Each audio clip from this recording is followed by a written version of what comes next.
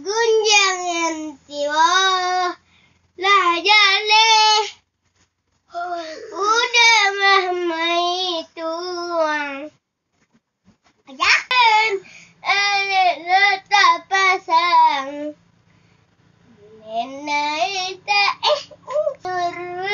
tapi nan tanpa suwo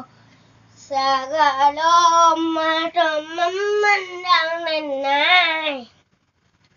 antah ibu antah gunjangan tiwo lah jale